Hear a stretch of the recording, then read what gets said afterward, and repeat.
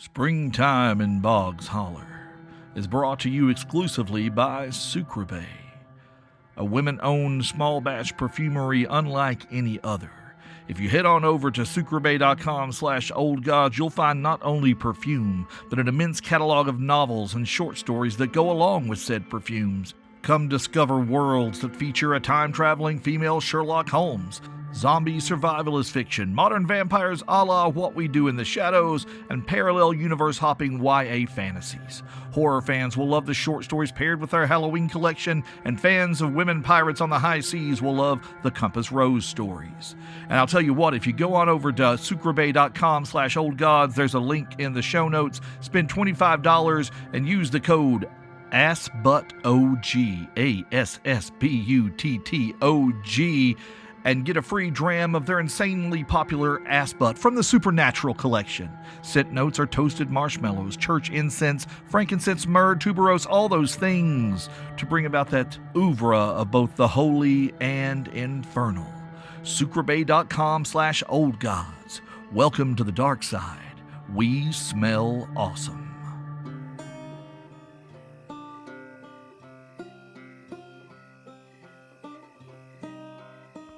Springtime in Boggs, Holler is an all-new story set in the same world as Old Gods of Appalachia, which is a horror anthology podcast and therefore may contain material not suitable for all audiences.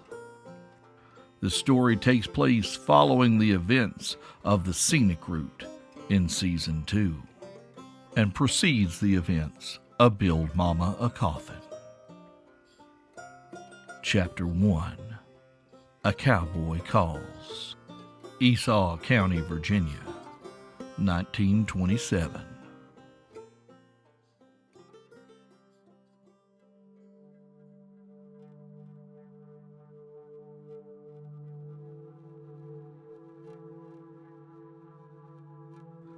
When you live on the edge of one of the oldest wind gaps along the Virginia-Kentucky border, spring is something that happens to other people.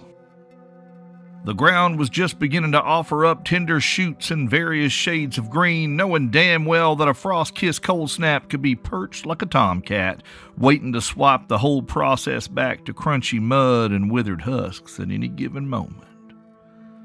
It was a cruel and bitter game, but that's what living on the side of a mountain will get you.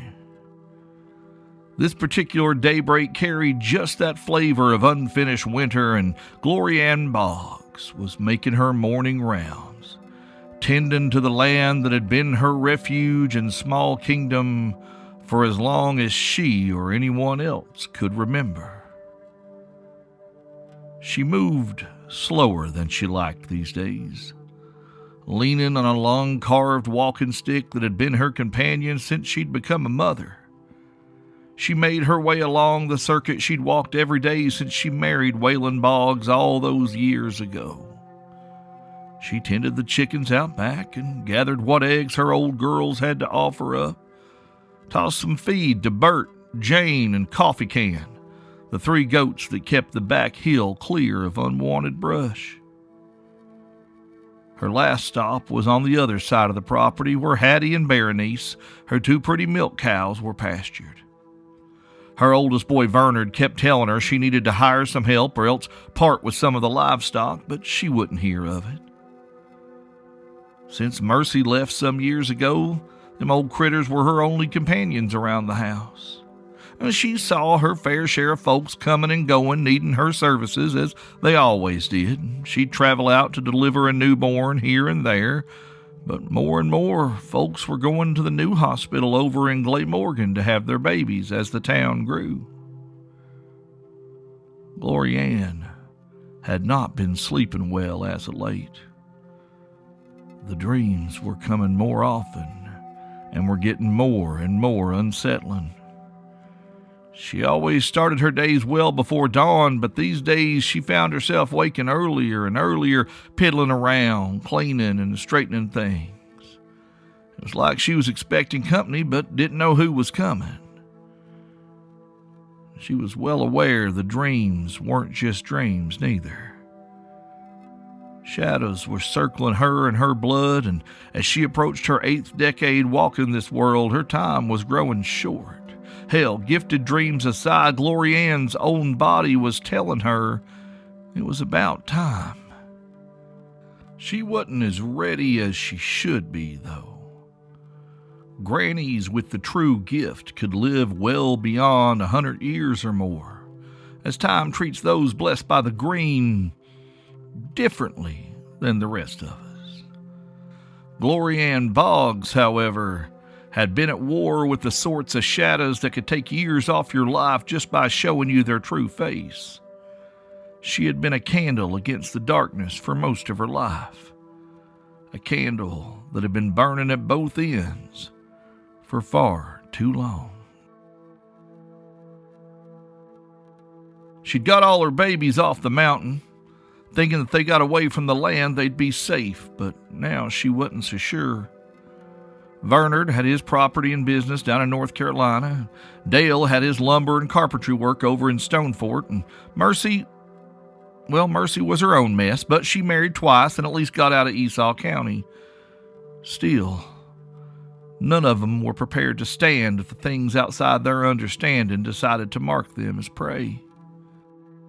So as she progressed through her mourning, Glory Ann was deep in rumination, worrying about her babies and their babies and not paying much attention to where she was going.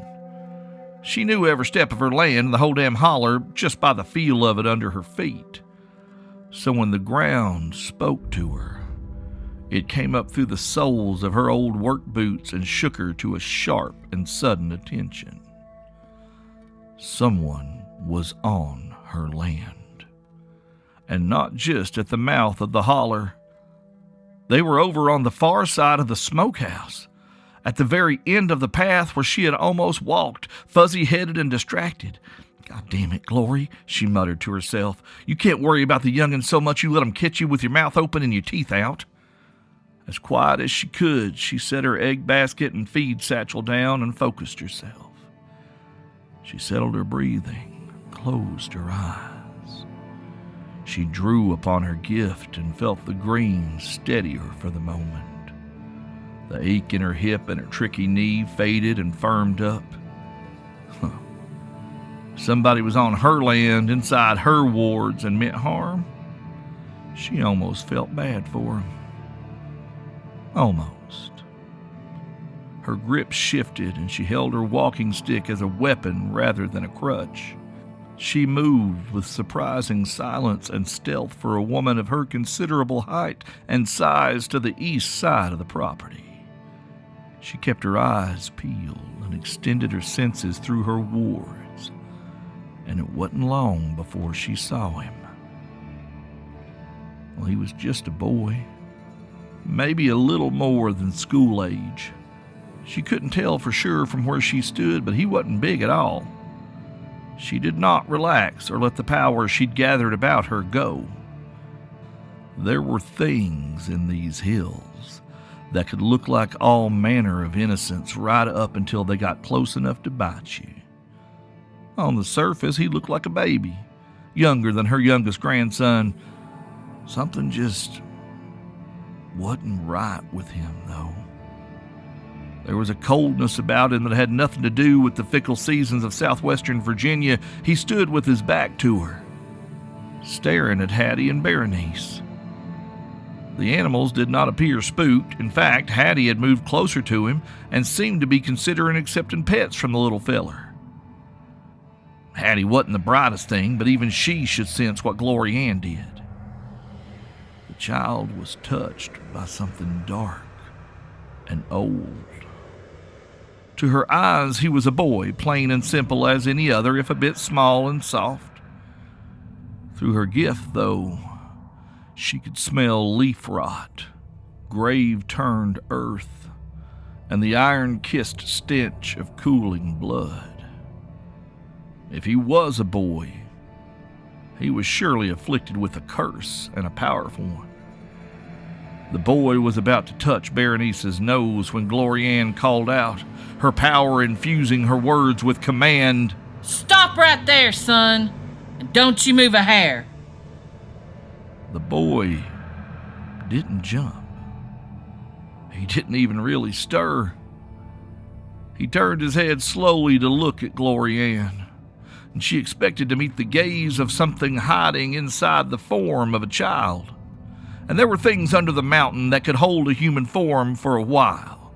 They'd walk into a dry goods store or a church looking normal as you please, and next thing you know, there's dead bodies everywhere and no explanation. But the eyes were usually where the things or the haints got it wrong. Even with animals and such. You'd have a sweet little rabbit or fawn come to the edge of your yard and go to see about it, and its eyes would be swirling pools of purple shadow or weeping tears of black blood, and then it would speak in the voice of a dead preacher or something like that. Glory Ann had seen it plenty of times. But this boy's eyes were a normal pale blue. Seemed soft and kind. In fact, as he turned to face her fully, that cold sense of rot slowly shifted to the warmth she associated with someone with a gift of their own. She blinked. The boy looked startled, but not really scared. He smiled a bit uncertainly. I like your cows," he said simply, pointing into the pen. The ground under Glory Ann's feet thrummed again. This time the message was clear. Eastern Ward, powerful gift. A woman. No ill intent, but panicked. A fearful voice came from 10 or 15 yards in that direction. "Miss Boggs! Miss Boggs! Wait! Please wait! We don't mean you no harm! Please!" Glory Ann turned around to see a red-headed woman that she vaguely recognized standing right at the edge of her eastern property line, anxious to cross, but clearly knowing better than to try. Her eyes were wide and her face wrought with fear, and she would have wondered if this was the boy's mother if her mind hadn't made the connection and fetched up the woman's name from memory. Glory Ann squinted over at her and called back, "You're a walker, ain't you? One of Sheila's girls? Thought y'all was over in Tennessee." Yes, ma'am. I keep a place over on Birchfield in Glamorgan part of the time, too." "Yeah, I heard that, too. Ellie Walker. That's you?" "Yes, Miss Boggs, that's me. If you grant me passage, I swear on my mama and her mama's name that we mean you no harm. And honestly, we need your help." Glory Ann looked back to the boy by the cow pen. He turned back to the cows, and the shadow of death and hungry dark spread out from him again, chilling her bones. "Well, come on in, Miss Walker, and please explain what you brought onto my land." Ellie didn't know where to start. She'd been stunned when Glory Ann Boggs had recognized her on sight. The woman was known throughout the region as one of the toughest and wisest grannies still walking. Her reclusive nature and thunderstorm of a temper had also become infamous as she'd aged in her sunset years. She'd planned on calling on Miss Boggs all formal like good manners dictated, but she'd woken up to find that Cowboy had wandered off, then come to find out he'd somehow just glided past wards that would make her sister Marcy green with envy to visit with the old bird's beloved milk cows. Could this morning get any worse? She had to choose her words carefully or she might find out. Ellie started to speak, but Glory Ann shook her head. "No, ma'am. I suspect what you need to tell me needs me to be fully awake and listening close. And that requires I have my breakfast and my coffee." She threw a skeptical eye over at Cowboy. "You are welcome to join me, but you'll understand if I ask the young gentleman to eat outside." Ellie scowled at this a little on Cowboy's behalf, but then realized how the boy must come across to gifted folks who didn't know him, especially somebody who'd seen the kind of things that Glory Ann Boggs had. Ellie nodded and called over to the boy. "Cowboy, honey, Miss Boggs is going to be putting the stove on. You want something to eat?" "No, thank you," the boy called back, his eyes never leaving the bovine ladies in their pen. "I'm not hungry right now, Miss Walker." And then, I appreciate you offering, though, Miss Boggs. Glory Ann felt that shift from cold shadow to spring sunshine again as the boy turned to face her. What a peculiar little thing he was. Warily she returned his smile and nodded. I'll set some aside for you, young man, should you change your mind. I got a mess of bacon and taters to fry, and the smell might wake your belly up. Cowboy smiled, nodded, and turned back to the cows. Glory Ann motioned for Ellie to follow her as she moved down the path towards the house, not wanting to feel the return of that withering shade that spread from the boy's back. On the walk to the house, Ellie Walker told Glory Ann everything she knew about Cowboy, who used to be called Caleb. His family had moved onto land adjacent to the nameless place and had given it a name, which apparently had started a dark chain of events that rolled across the Tennessee Valley.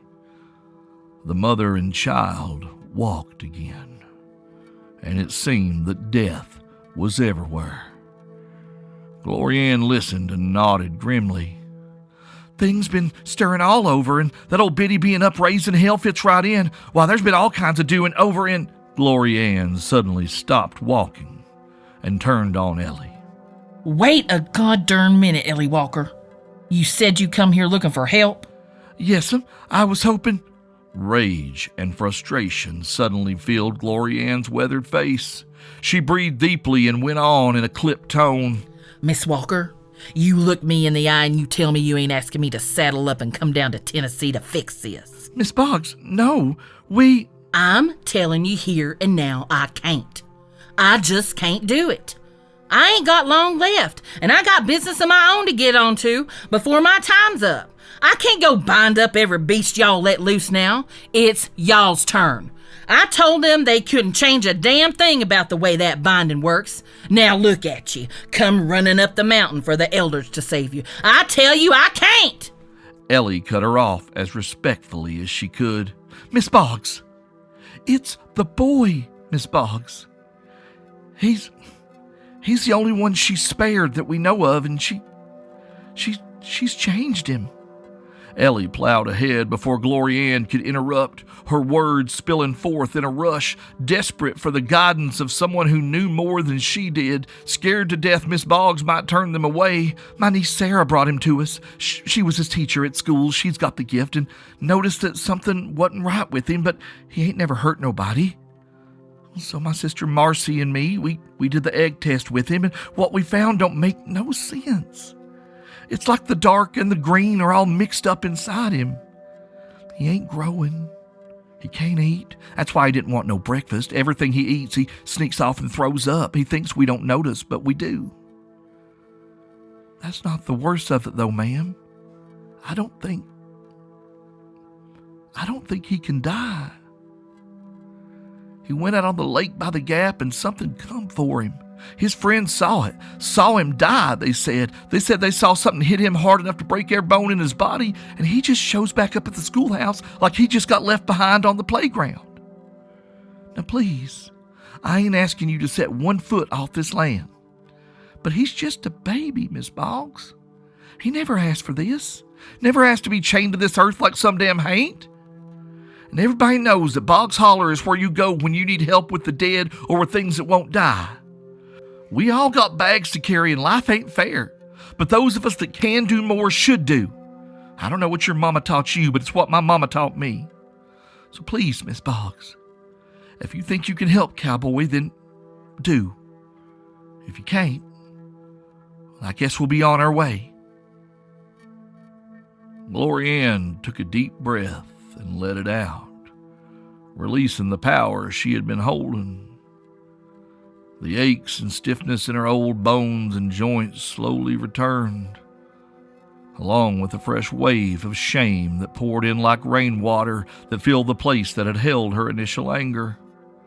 There she went again, so caught up in her own woes and troubles she almost forgot the whole reason for the gift she'd been given. She was put here to help people, to keep folks safe from the darkness. Ms. Walker, I'm going to go in my house and fix some breakfast. Why don't you come in and tell me more about our young friend out there, and we'll see what can be done. Miss Boggs, thank you. Hush, girl. I ain't done y'all no good just yet, and I ain't making no promises on that count. What I can promise is bacon and eggs. You get on the house now. Ellie dipped her head like a chastened schoolgirl and proceeded through the open door into the house. Glory Ann took a moment to gaze thoughtfully back in the direction of the cow pen and their new friend. Now that she was aware of the shadow he carried, she couldn't not feel it on her land. With a sigh for both the situation at hand and the ache in her old bones, she followed the younger Miss Walker into her house, closing the door behind her.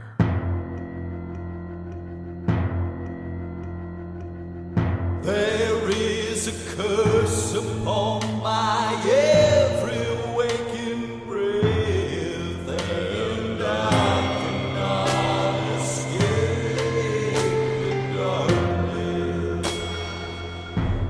Well, hey there, family. Thank y'all for coming along for the ride here in springtime for Boggs Holler, Chapter 1, A Cowboy Calls. I know y'all been real anxious about finding out what happens to this little feller. Well, you got 3 episodes to tell that tale. You might regret asking, but you done did it, so here we go. If y'all are enjoying meeting the inhabitants of Boggs Holler, you may want to consider joining the congregation over on patreon.com/oldgodsofappalachia for $10 a month. You get access to all 17 episodes of Build Mama a Coffin, the ongoing series of Blackmouth Dog, which is a prequel to Build Mama. You get Door Under the Floor, Steve reads, Cam reads, all kinds of digital extras. It's well worth the investment. We work very hard to make our Patreon worth your time and worth your hard-earned dollar. You can also head over to oldgodsofappalachia.com to complete your social media ritual. Instagram, Facebook, Twitter, Discord, it's all right there. Just head on over and join the family, y'all. Old Gods of Appalachia is a production of Deep Nerd Media, distributed by Rusty Quill. Today's story was written and performed by Steve Shell, produced by Cam Collins and Steve Shell, with additional audio production by Kris Hayes. Our intro music is by Landon Blood. Our outro music is by Those Poor Bastards. And as always, the voice of Glory Ann Boggs, the spine of the mountain, was Allison Mullins. See you soon, family. See you real soon.